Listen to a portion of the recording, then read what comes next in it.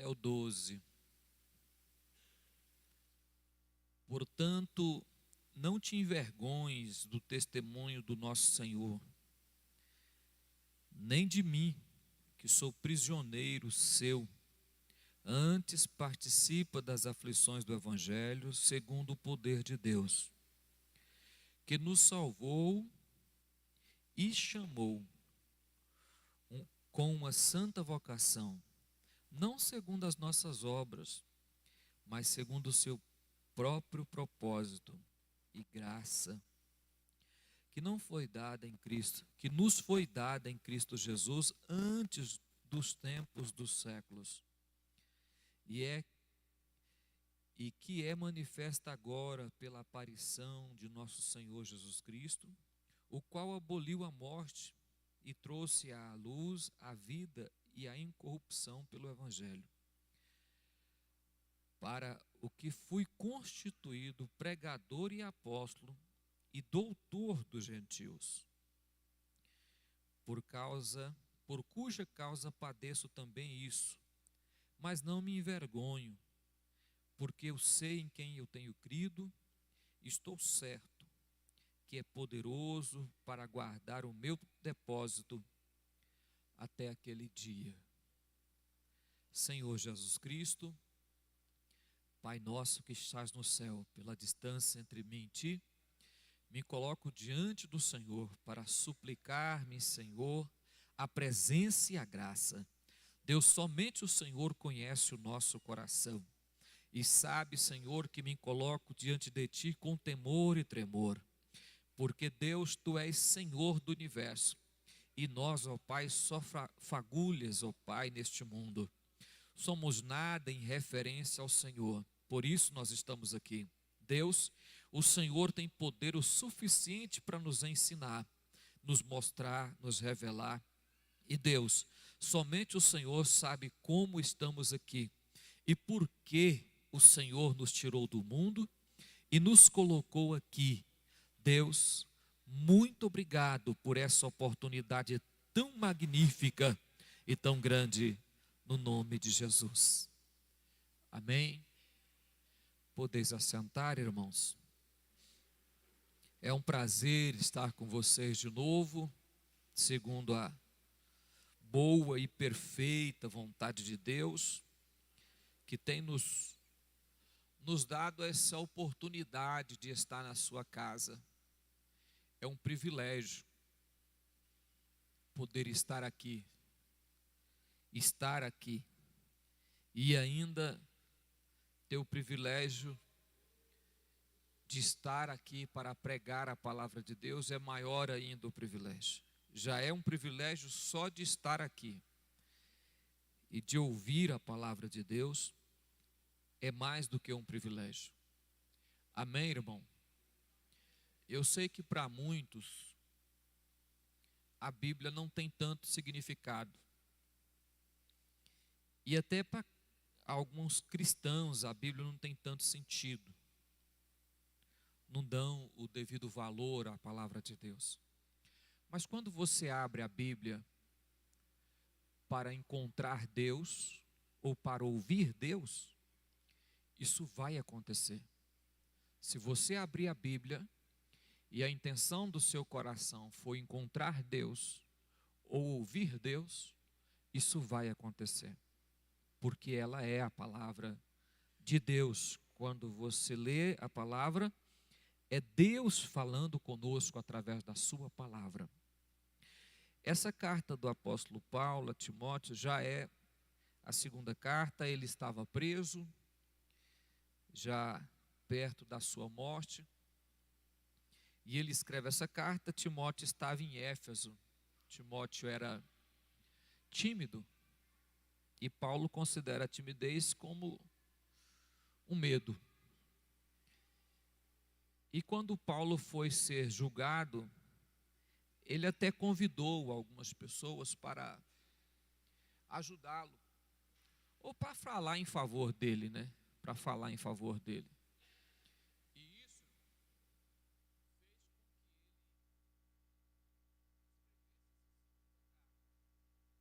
porque Éfeso era uma das igrejas que Paulo iniciou e tinha muito amor por ela e esperava que alguns irmãos pudessem falar a favor dele diante do tribunal, aonde isso não aconteceu. Isso não aconteceu. E ele escreve exatamente esse texto. As pessoas não foram falar a favor dele porque estava com vergonha, né? Com vergonha de Paulo, porque Paulo estava preso há algum tempo, e com vergonha e com medo, porque temia que a condenação de Paulo também levasse eles a ser condenados por alguma coisa. E isso, irmão,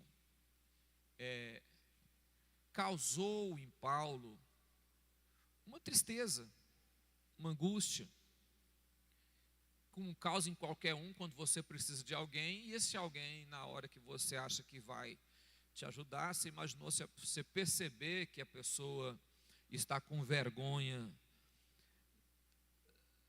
de você, está com vergonha de você, ou com medo de você ser julgado junto com ele.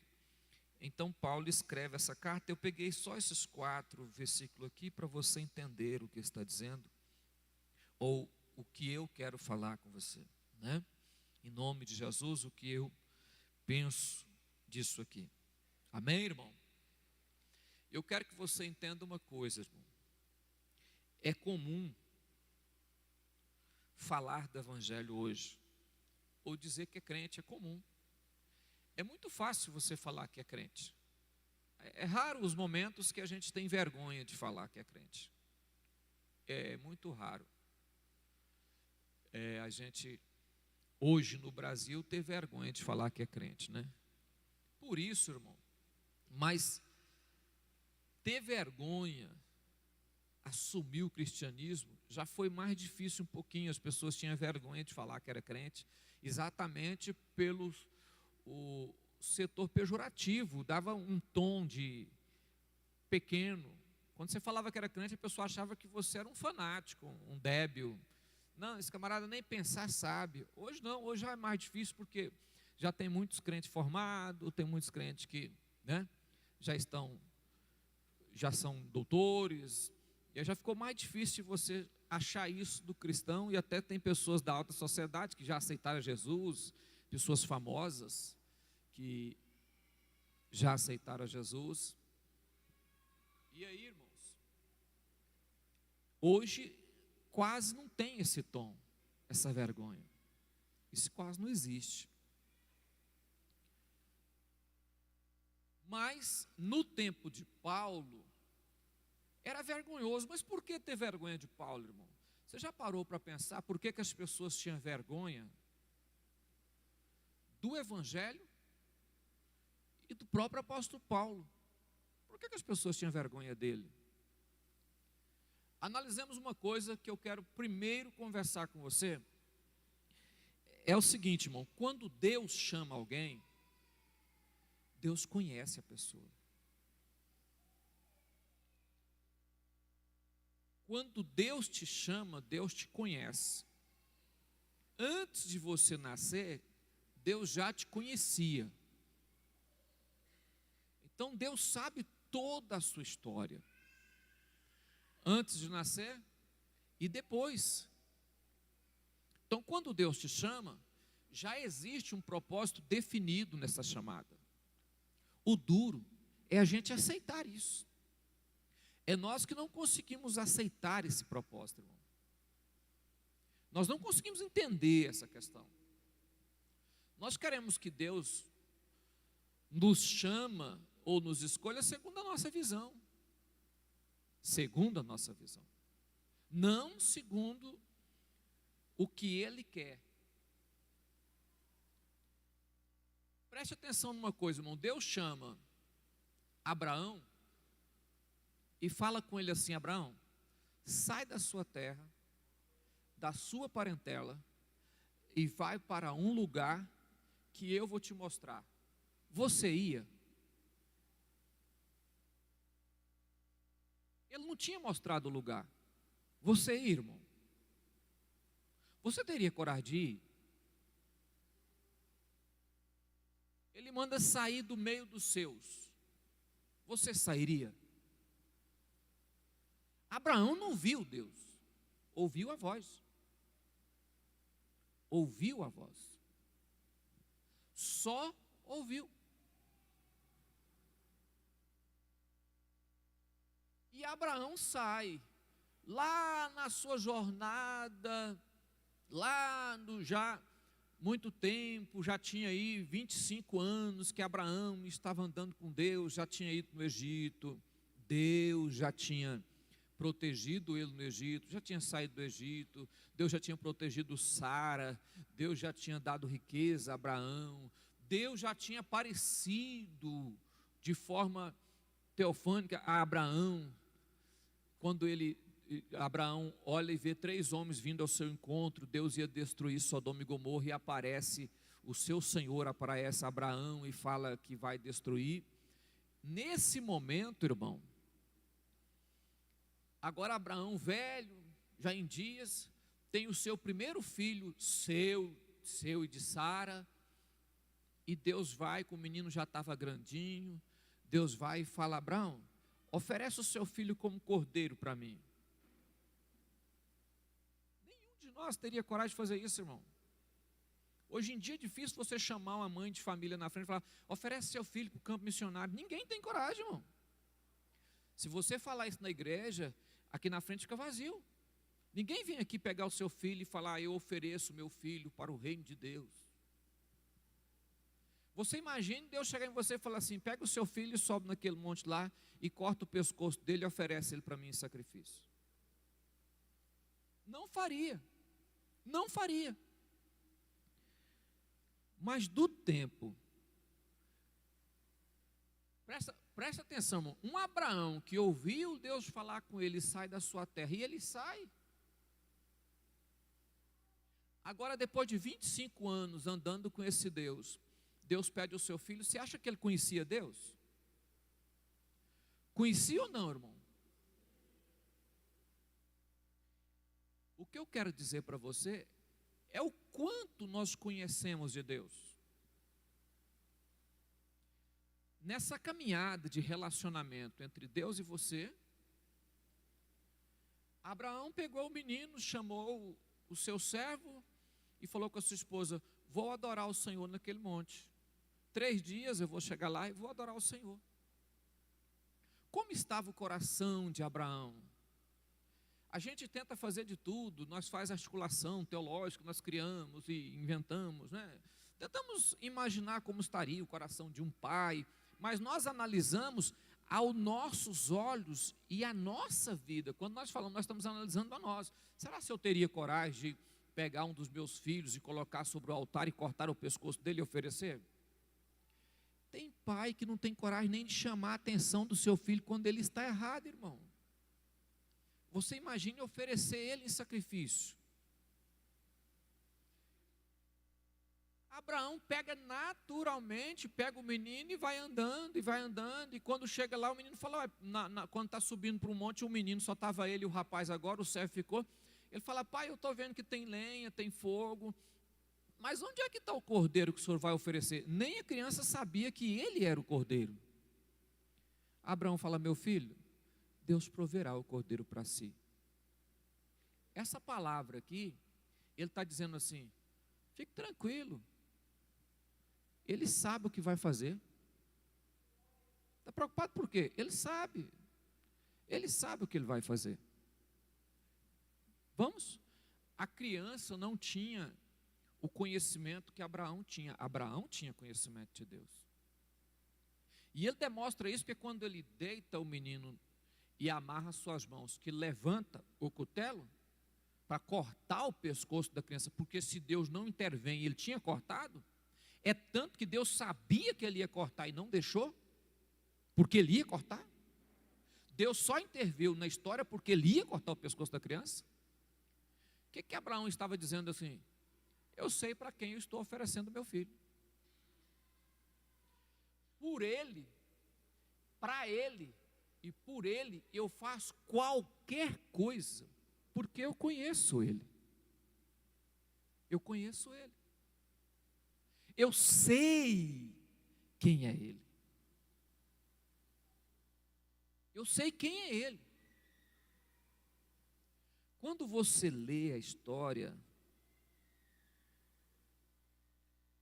se você pegar todos os servos de Deus, eu não precisa falar de Noé, de Abraão para frente, você vai encontrar muitos deles dessa mesma maneira, desse mesmo jeito. Homens que andaram com Deus por muito tempo, e quando tinha que fazer qualquer coisa, eu sei que Deus vai fazer. Você chega em Davi, quando Davi estava saindo de Jerusalém, porque o seu filho Absalão tinha usurpado o reino, os homens começaram a jogar pedra nele. Você lembra, acho que esqueci o nome do rapaz lá, que começa a jogar pedra nele, cuspir, jogar terra, jogar pedra nele, e as pessoas, o soldado falou, o senhor quer que nós matemos ele? Ele falou, não, agora Deus permite ele fazer isso comigo. Ou seja, eu sei que é Deus que está aceitando, eu sei que é Deus que está deixando isso acontecer. Por que eu vou me desesperar? É Deus que está deixando isso acontecer. Ele fugiu, atravessou o rio, foi para o outro lado, o seu filho tomou posse do reino, ficou com as suas mulheres, e ele poderia desesperar, irmão, ele poderia mandar matar todo mundo, ele poderia lutar, pegar a espada, porque era guerreiro, mas o que ele entendeu? Sabe o que ele entendeu, irmão? Deus falou para mim que ia fazer isso. Lá atrás eu pequei, Deus havia falado para mim que tinha uma consequência, e ela chegou e eu vou aceitar ela de bom grado, porque é a vontade de Deus. Quem faz isso, irmão? Quem conhece. Quem conhece. Você não vai se colocar nessa situação se você não conhece Deus. Então, é uma situação de quem conhece Deus. Você encontra isso em... Olha, presta atenção numa coisa para você ver, irmão. Jesus vai lá, olha bem a situação para você entender, depois, na hora que eu chegar no assunto que eu quero te falar, você entender. Jesus estava no Getsemane, Judas vai lá, beija ele, Jesus vai preso, os discípulos que foge todo mundo. Só as mulheres que ficou seguindo Jesus, os discípulos fugiu todo mundo. Aí Pedro ficou de longe, em oculto, e Pedro foi reconhecido 3 vezes. 3 vezes. Pedro foi reconhecido, e quando as pessoas não, você é um dos discípulos. O que ele falava? Eu nem sei quem é esse homem. Na segunda vez a mulher falou assim, não, o seu jeito, você fala igual a ele. Não. Espraguejou, a Bíblia diz que espraguejou e saiu, falou, eu não. Na terceira vez, ele torna a negar a Cristo e a consciência dele cai. Jesus havia falado que ele ia negar e ele sai, triste, vai embora. Volta, Jesus vai ser preso, julgado e condenado, morto, sepultado, ressuscita. Jesus ressuscita, manda chamar Pedro, conversa com ele. Quando você vai ler a história da igreja, você encontra homens fracos, que era cobrador de imposto, que era pescador, homens fracos, simples da sociedade, mas sisudo. O que é sisudo, irmão? Ele falou isso. O que ele estava dizendo? Eu conheço ele. Nós vamos cortar o seu pescoço. Corta, eu conheço Cristo, eu vi ele ressuscitado. Pegaram Tiago e amarraram num cavalo e saiu puxando em Jerusalém. Tiago batia de um lado, batia do outro, e batia de um lado, batia na pedra, batia a cabeça, batia o corpo, até que Tiago morreu. Alguém, por que Tiago não parou o cavalo e disse, gente, para com isso, eu não vou seguir esse homem. Pode matar. Eu conheço ele, eu vi ele ressuscitar, rapaz. Eu vi ele antes, Eu vi ele depois da ressurreição. Eu vi o sinal do escravo. É real. Conta-se uma história que prenderam um missionário e marcou o dia de queimar ele. E ele estava dentro da prisão, tinha um fogo perto dele, ele pegou e colocou o dedo no fogo, segurou o dedo, começou a queimar, ele tirou e falou assim: Jesus, eu não vou dar conta de ser queimado. Eu não vou suportar ser queimado. A hora que eles me amarraram naquela cruz, naquele tronco, e botar fogo, eu não vou dar conta, eu vou negar, Senhor. Voltou o dedo para o fogo de novo. Não, eu não dou conta. Eu não dou conta. Aí chegou no dia dele ser queimado, levou ele, amarrou ele, e ele pensando: eu não vou dar conta, eu não vou dar conta. Aí botaram fogo. A hora que botou fogo, ele começou a cantar. Ele começou a cantar, e ele foi cantando, e o fogo foi queimando ele. Ele: mais perto quero estar, meu Deus, de ti. Queimou ele tudo, e o povo perguntou: mas como? Graça na hora certa. Graça antes não funciona, graça na hora funciona. Graça antes para quê? Não, graça na hora. Então, quando você conhece, é uma questão. Quando você quase conhece, é outra questão. Quando você finge que conhece, é outra história. O que é que eu quero falar com esse texto que nós lemos aqui, irmão? Olha, eu estou preso. Preso sim, por causa do Evangelho. Que Evangelho é esse? O de Cristo. Quem é esse Cristo? Aquele que eu encontrei no caminho de Damasco. Ele apareceu para mim. Ele falou comigo. Foi para mim que ele apareceu.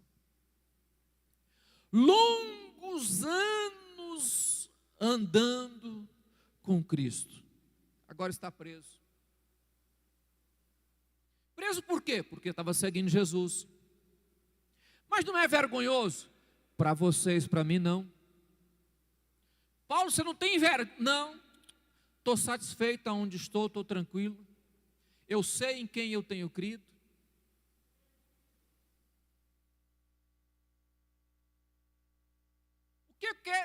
O que é isso, irmão?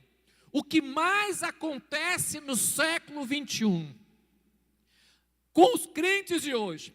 A falta de conhecimento do seu próprio Deus.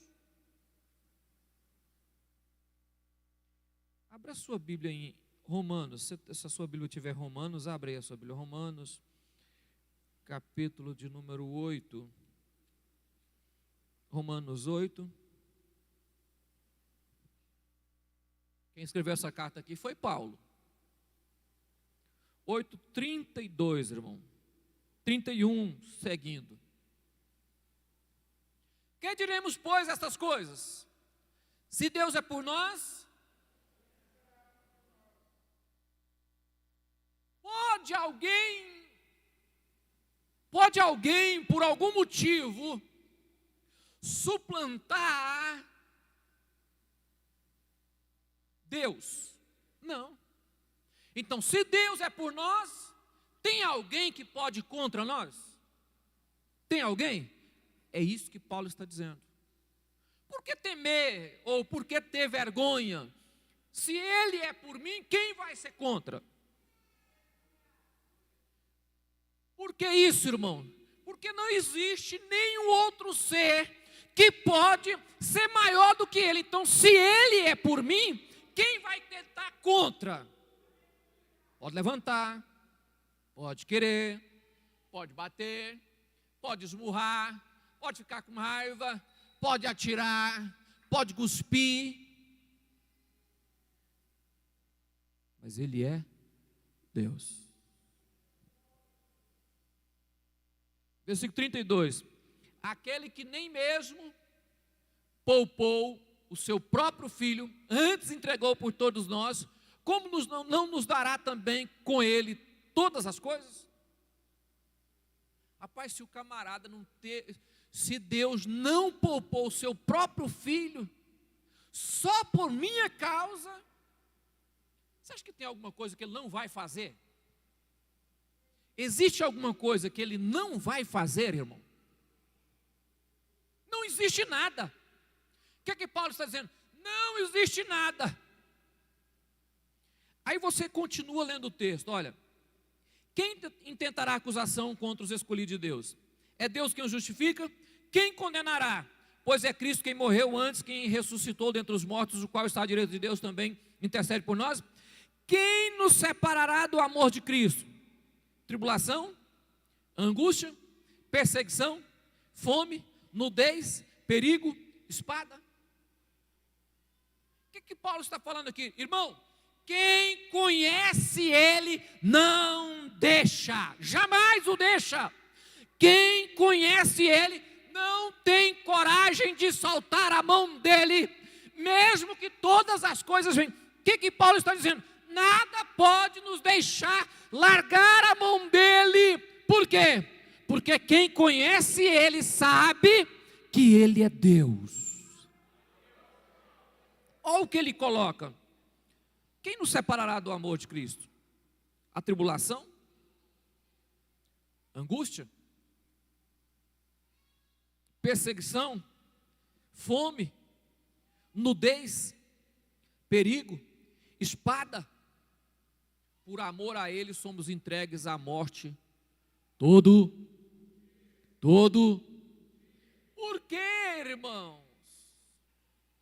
Por que as pessoas ficam indecisas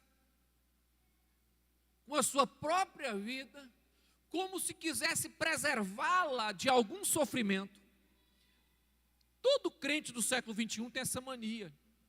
Ele quer preservar a si próprio. Ele quer guardar a si próprio, como se ele não pudesse sofrer e nem passar problemas. Paulo fala essa questão aqui, fome, morte, tribulação, angústia. Se você pegar a carta de 2 Coríntios capítulo 10, me parece que ele fala a mesma lista do que ele passou. Aí ele já fala que ele passou. O que eu quero te apresentar nesse texto? Portanto, não te envergonhe do testemunho do Senhor Jesus, nem de mim, que sou prisioneiro seu. Antes participa da 1 Timóteo 4,8. Antes participa da aflição. 4,8. 2 Timóteo 4,8. 2 Timóteo 1,8, irmão.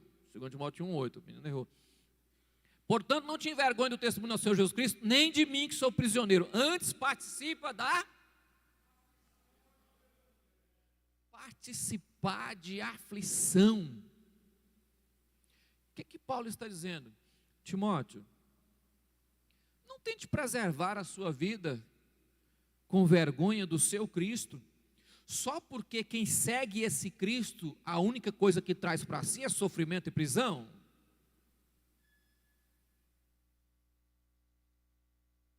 Já viu aquela frasezinha do coach? Ande com quem é melhor do que você? Quem já viu isso aqui?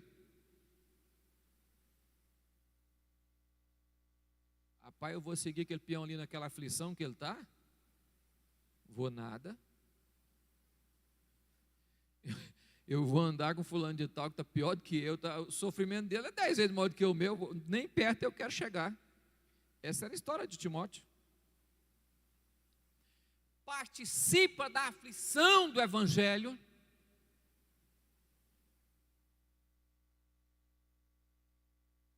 Não tenhas vergonha só porque o cristianismo não traz belezas, glórias.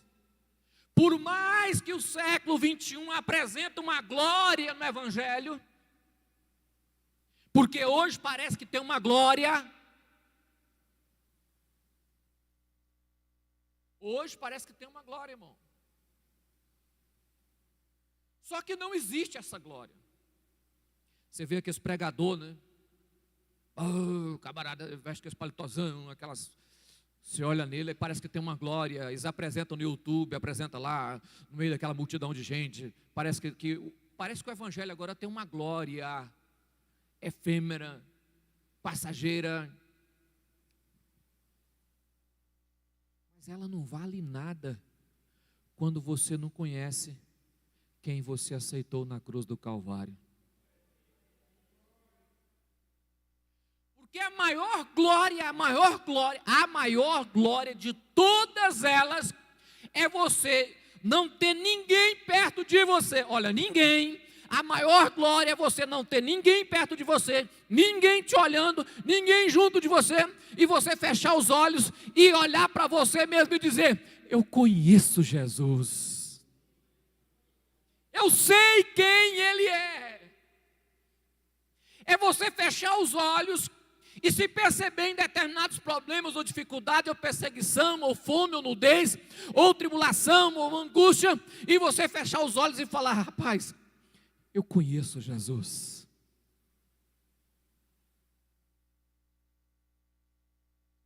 Ainda que ninguém goste de mim, ainda que ninguém aproxime, mas você sabe aqui dentro, eu conheço Jesus. Paulo está dizendo aqui para Timóteo: olha, foi ele quem nos salvou, chamou para essa santa vocação segundo as nossas obras, mas não segundo as nossas obras, mas segundo o seu próprio propósito, o seu próprio propósito e graça. Propósito e graça. Quando Deus te chamou, sabia como você era, tinha um caminho para você percorrer, e que Ele ajudaria você a percorrer. Talvez o caminho, e muitas vezes é de angústia, de sofrimento, de lamentação, de pedras, de tropeço. Talvez o caminho muitas vezes é de fome, perseguição e nudez. Mas foi Deus quem te chamou. Você pode olhar para você mesmo e falar: foi Ele quem me chamou. Eu não tenho nada, mas sei que Ele me chamou.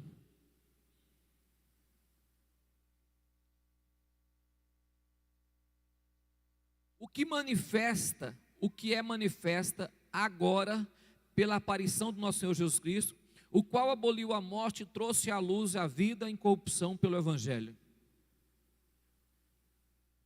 Olha, Timóteo, não se envergonhe.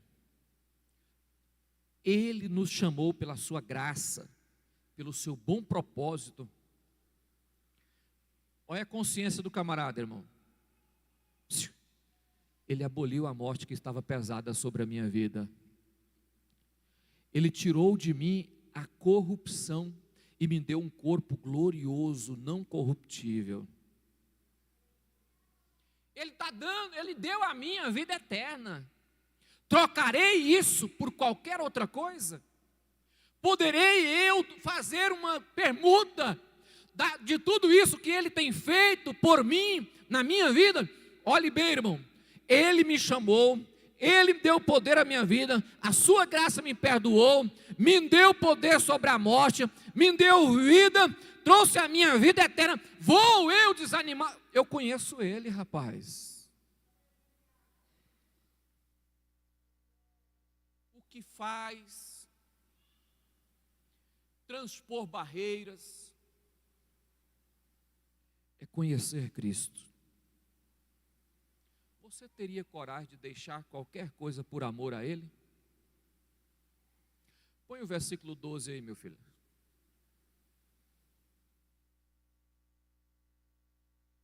Por cuja causa eu também isso, mas não.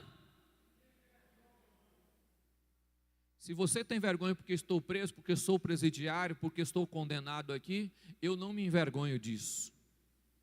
A causa é nobre, porque eu sei em quem eu tenho. Bendito seja o nome de Jesus. Eu sei em quem eu tenho. Irmão, você pode ser o melhor crente do mundo. Você pode cantar bem ou pregar bem. Se você não tiver essa consciência aí, desiste da sua vida de crente. Você pode pregar, ter conhecimento teológico, estudar, ficar o melhor, conhecer tudo, ser doutor. Se você não tiver o conhecimento, esse único conhecimento, e quando ele diz assim, eu sei em quem eu tenho crido. O que Paulo estava dizendo? Eu sofro, padeço fome, necessidade, tribulação, angústia, problemas, solidão, ninguém fica perto de mim, as pessoas afastam, some, me deixa só, mas eu sei, eu o conheço, eu padeço por ele, conheço ele, eu sei em quem eu tenho crido. Isso é cristianismo. Cristianismo é quando as pessoas, irmão, é incrível como os crentes do século 21 têm facilidade de abandonar a fé só porque está sofrendo. Deus não me respondeu. Eu orei, Deus parece que não me ama mais. Percebo assim que Deus está distante. Deus só fica distante de nós, irmão, quando Ele quer que nós nos santifiquemos. Aí você fala distante? Não, separado. Porque se Ele aproximar do seu pecado, Ele fulmina você, então Ele espera que você santifique. Aí Ele dá uma pausa para que você sinta aquela necessidade, sabe aquela falta? Aquela angústia interna que diz assim, nossa, parece que Deus sumiu. Deus está dizendo assim, tem algo aí que você precisa tirar para que eu possa entrar e coordenar. Ontem eu vi os pessoal cantando um hino aqui, né? Como é que é essa casa? Como é que é? Sua casa. Deixa nada, irmão. Isso é a maior conversa existente na terra, irmão. Esse hino é muito bonito, não é? Esse hino é lindo demais. Como é que é o começo desse hino mesmo, é? Não. És bem-vindo aqui. Põe esse hino aí, irmão. Filho de Deus, põe esse hino aí. Acha ele aí, põe ele aí. Nós cantamos ontem. És bem-vindo. Como é que é o nome do hino? Essa casa, né? Morada. Fazer morada. Põe ali. Irmão, tanto que a sininha é bonitinha, irmão. Essa casa. Não é. Você botou o couro aí. Começa aí. Isso é outro hino. Esse aí, ó. Isso aí, ó. Vamos lá? Você sabe cantar ele, irmão?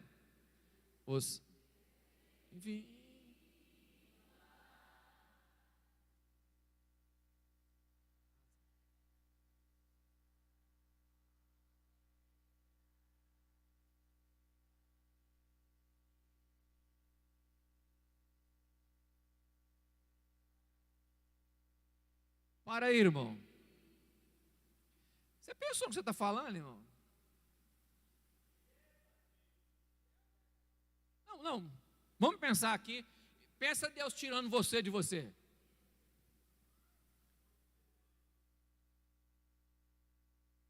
Pensa Deus tirando você de você, esvazia de mim. Pensa aí, irmão. Deus chega assim e fala, eu vou despir você. Eu vou tirar todo o seu orgulho, toda a sua pretensão, todos os seus objetivos, todo o seu desejo, tudo aquilo que você aspira, tudo aquilo que você acha que é bom, tudo aquilo que você busca, eu vou arrancar tudo. Irmão, entra, essa casa é sua. Irmão, pelo amor de Jesus, quando Jesus entrar aqui e começar a mexer, você fala, não, Jesus não tira. Tira, você não disse que estava vazio? Então deixa eu tirar, eu tenho que tirar tudo que tem aqui. Eu estava parado ali, eu pensei, irmão, eu falei assim, Jesus, o senhor vai tirar, mas tira devagarzinho aí, dói demais. Vai tirar. Não, nós estamos cantando é para Jesus tirar mesmo. Você está certo, irmão. Põe lá, irmão, o hino você já saiu de novo, por quê? Está com pressa de ir embora? Deixa eu terminar de cantar o hino aí. Isso aí é a segunda parte? Então vamos lá, canta aí.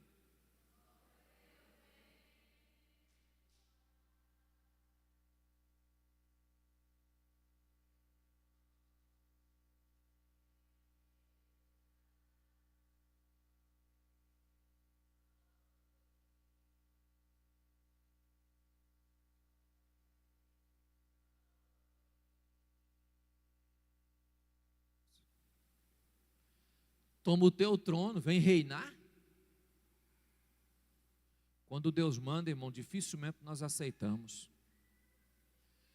Se Deus mandasse na sua vida, você seria isso que você é? Nós queremos show, irmão. Deus quer falar com você. Ele vai descer do céu e começar a gritar. Ele vai começar a chamar você para perto. A Bíblia fala isso, irmão. Vai chamar você para perto. Quanto mais perto de Deus, mais longe de nós. Quando Deus começar a chamar você para perto, você vai sentir aquela angústia tão grande, olhar para você e falar: rapaz, eu estou todo sujo. Nossa, como eu estou em pecado. Meu Deus do céu, ontem eu estava pensando um pecado ali. Aí Deus está chamando você para perto, porque você quer ouvir, nós queremos te ouvir. Ele fala: chega mais perto que eu vou falar, encosta mais. Quanto mais perto, irmão, mais a santidade de Deus exige. Aí tem coisa que está tão enraizada, que nós não queremos deixar. Põe outra estrofe aí, irmão, estou terminando já. Ah, chegou, ó. Vamos lá?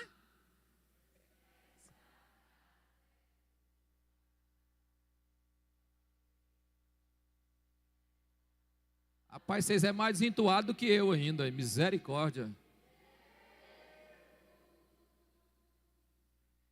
Esta casa é sua casa.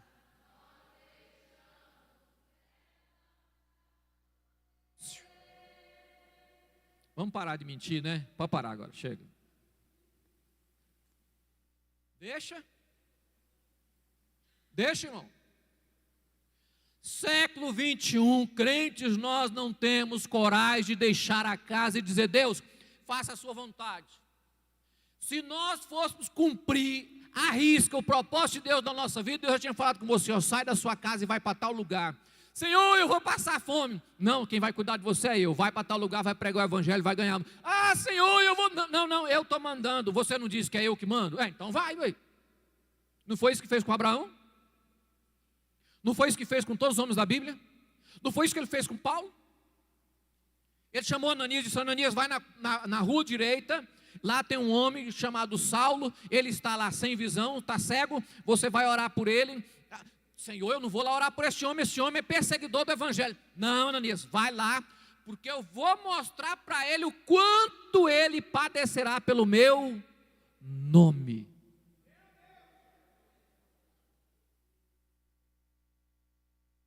Aí Paulo termina numa prisão, esperando o momento de ser degolado. Isso é evangelho, irmão. Isso é apóstolo. Isso é discípulo. Isso é seguir a Jesus. Eu sei em quem eu tenho. Isso é esvaziar de mim. Isso é esvaziar de mim. Amém? Vamos colocar de pé, irmão?